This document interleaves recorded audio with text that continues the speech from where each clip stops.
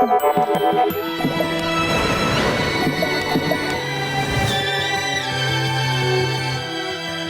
going now to the Bloukrans River crossing, where they have to swim across the river.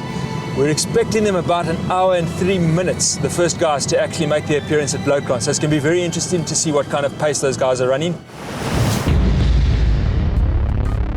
Bloukrans, the most feared obstacle of the Reto. Why? Well, it's dictated by the tide, and the organizers only have a few hours window. If the tide turns, athletes could be in mortal danger. Okay, we got down here at the Bloukrans River, and the guys are actually now about 6 minutes ahead of schedule coming through here. 6 minutes ahead of our predicted time. They're absolutely flying through this course. This is the second guy, Andre Carlos, coming through now.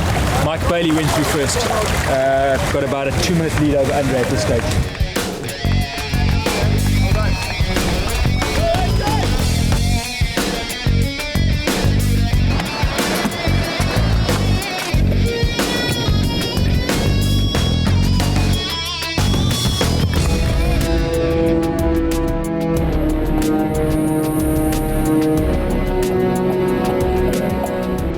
Across the river now and just see some of the top guys coming through. I just want to get a feel of the pace these guys are going, and I'm going to hit the water with them.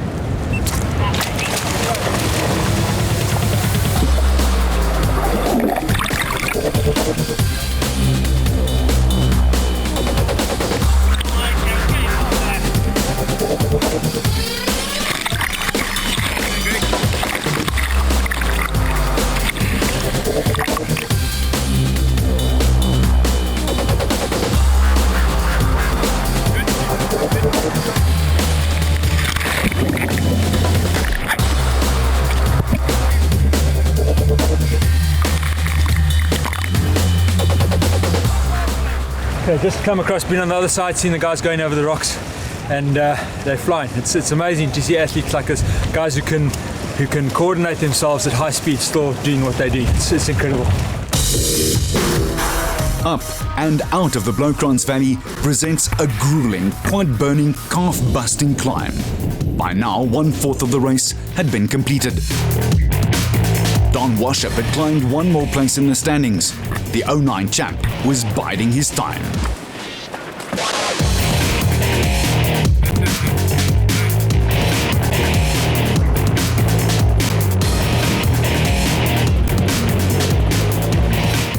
Up front, the women's race had taken on a different hue.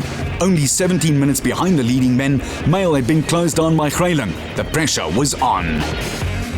At the checkpoint, athletes are required to manually swipe their timing chips, a vital part of the housekeeping chores.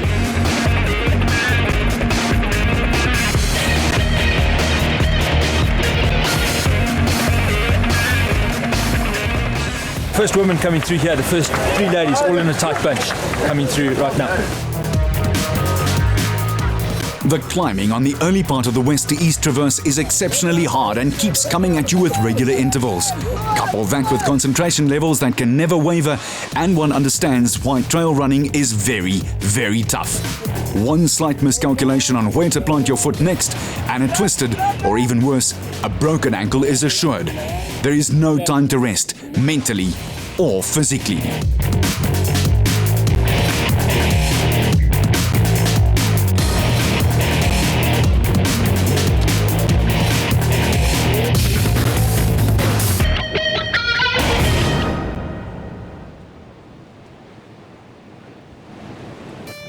Okay, we've just left Bloukrans crossing, and we're on our way to the halfway point at Oakhurst.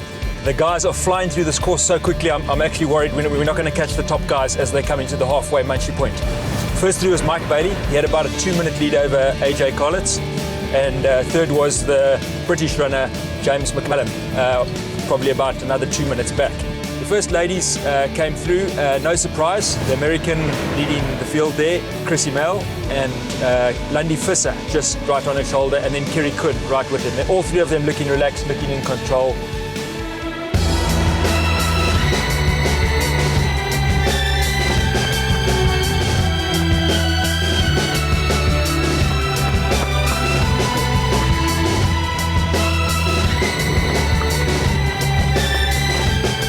Okay, here we are just at Oakhurst. The checkpoint's up there. The Munchie point is down here. At this stage, they're going on our fastest possible predicted time. So the guys are really, really flying through this course.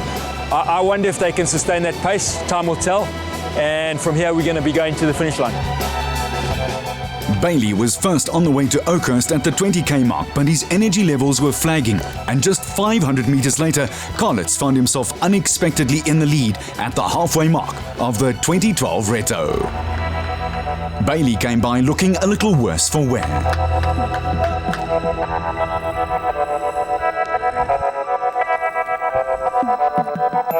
Third was Msisi, who had moved up appreciably, while fourth and fifth was Riley and Lucky Mia, who was flying, running the fastest split for the sector. Don Washop too had picked up another place, with the Frenchman Charnot, a multiple North Face Challenge champion, right behind him. For the fairer sex, Mail had re-established her lead, with Grayling dropping back slightly.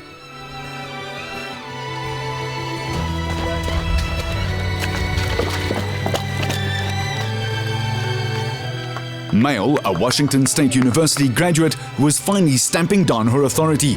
With 46 victories worldwide, she certainly had the pedigree to do so.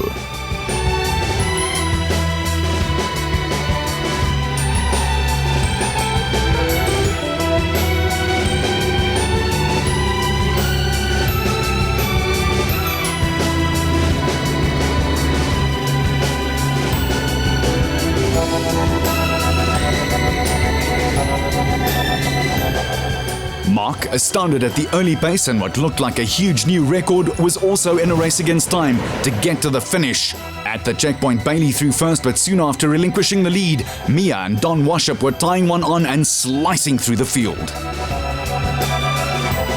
Mail enjoyed a 46-second lead, with Grayling dropping back, while comrades marathon gold medalist Gary Kuhn in the bronze medal position. Veteran Jacqueline Haasbroek also moved up. From the halfway mark to Scott's Hut and 27 k's in, Lucky Mia had stormed past all of them, but for Karlitz.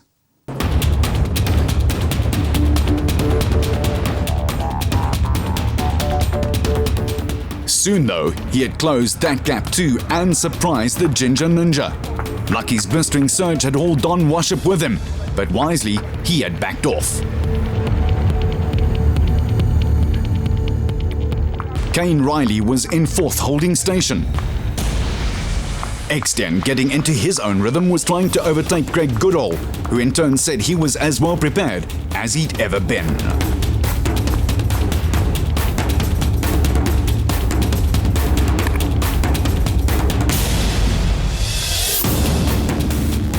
McMullen had dropped back to 13th, struggling in the African heat. Mail had taken control of the women's championship race and was pulling away.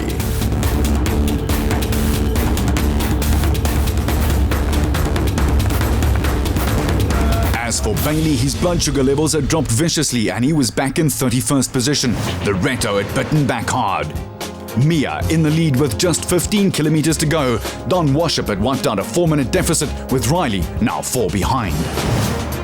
The old marathon maxim, halfway is at the 32k mark, is always spot on, but never more so than at the Reto. Between Scott's Hut and Ngubu Hut, just 8k's later, Mia had surrendered the lead to a flying Don Washop. Karlitz had taken ownership of second, with Goodall 13 minutes further back. With just 4 kilometers left at the waterfall, and the online winner had a slight lapse in concentration, but avoids any serious injury. Mental and physical fatigue was taking its toll. Karlitz, the record breaker at the 2012 Puffer, was full of running in second.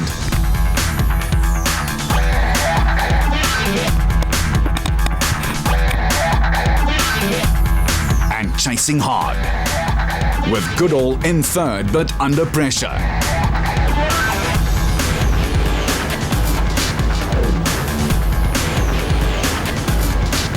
Lucky Mia was making his way back up the field. Frenchman Chanot in 8th, making a spirited run for the top 5. And Arnett closing some gaps.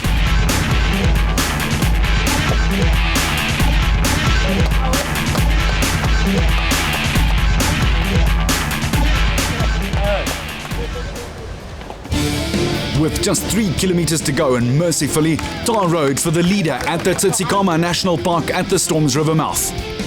Karlitz in second and Goodall third, but it was tight. Don Washop was desperate for information. What exactly was his lead?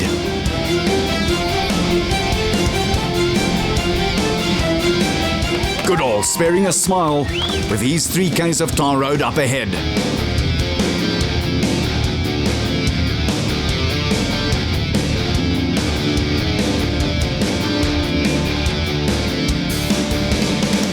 First into view though, it was Ian Don Washop smashing the 4.5 hour barrier.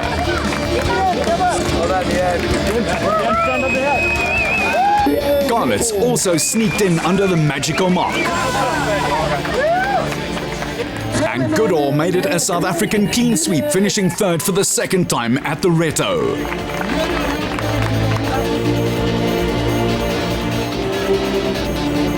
But back out there for the top 10 placings, the race was far from over. Riley looking dazed and confused, meekly gave way to Mia with less than 3Ks to go.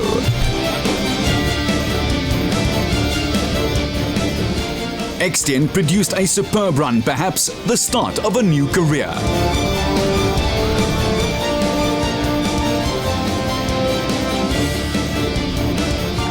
Mia, absolutely drained, finished fourth, while Riley took fifth.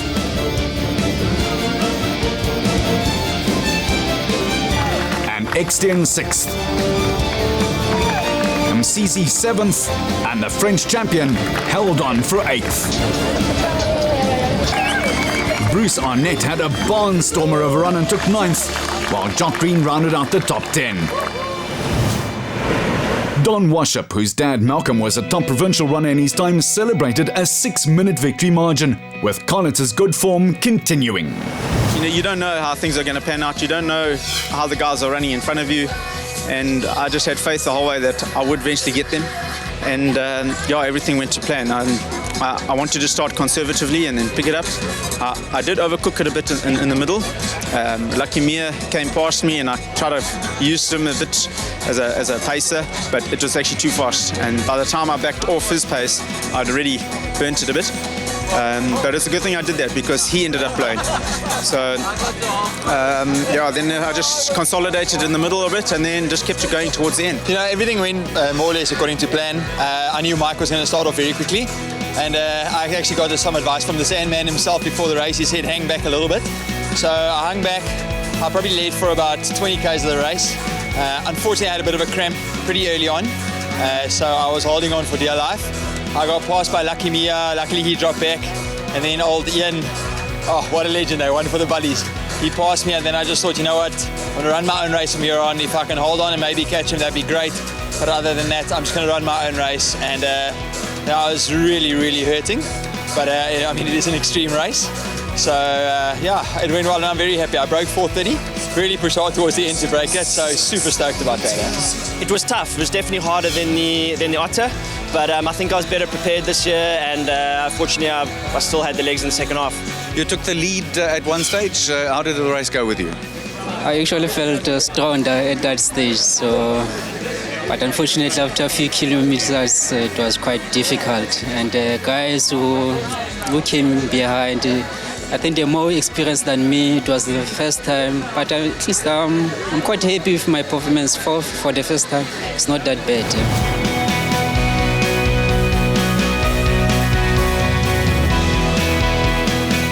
Bailey was severely disappointed. Our race strategy was to break away in the first half, but the little sharp ups and downs, stairs, rocks, just took everything out of me. And I think after 25 Ks, my sugar levels dropped just too low, and I just had to stop, and I was forced to stop after 25 K at Scotch Hut. In the women's race, Mail had time to spare and could enjoy the beautiful run into the finish line, while Haasbroek had timed her run to perfection and was into second spot for the first time. Lundy Grayling was third, but holding on for dear life.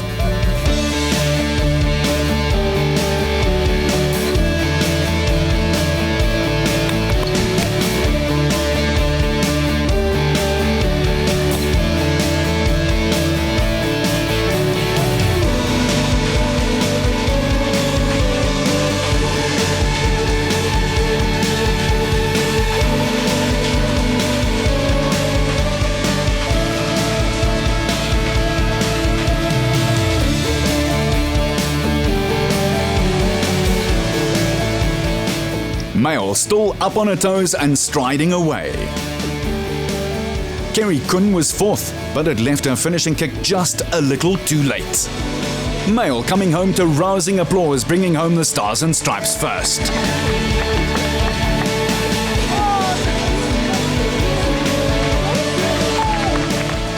While Haasbroek was just 2 minutes further back. And a smiling Kralen clinched third. Kun held on for fourth. K for K, this course has got it. It's got a little bit of everything. Beautiful trail running. Gosh, technical along the rocks, not my strong suit.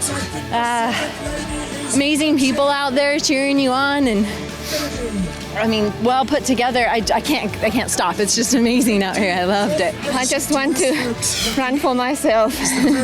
And I ran for 11 because I put my old Doberman, which was 11, to sleep on Monday, so I ran for her. It was an awesome race. I kept trying to take my mind off and look at the scenery, which for the first 30 Ks I did see, and I did enjoy, and I did, I knew it was a privilege to be here, but I just didn't, it wasn't my day, but I just had to hang in there to just get third spot. A 2-minute and 15-second gap for the American Trail specialist, while Haasbroek's second place also wrapped up the over 40s place. The prize giving brought the top performers to the top step of the podium. It was a superb win for Don Washop and Mail. The 2012 Reto confirmed its status as the Grail of Trail.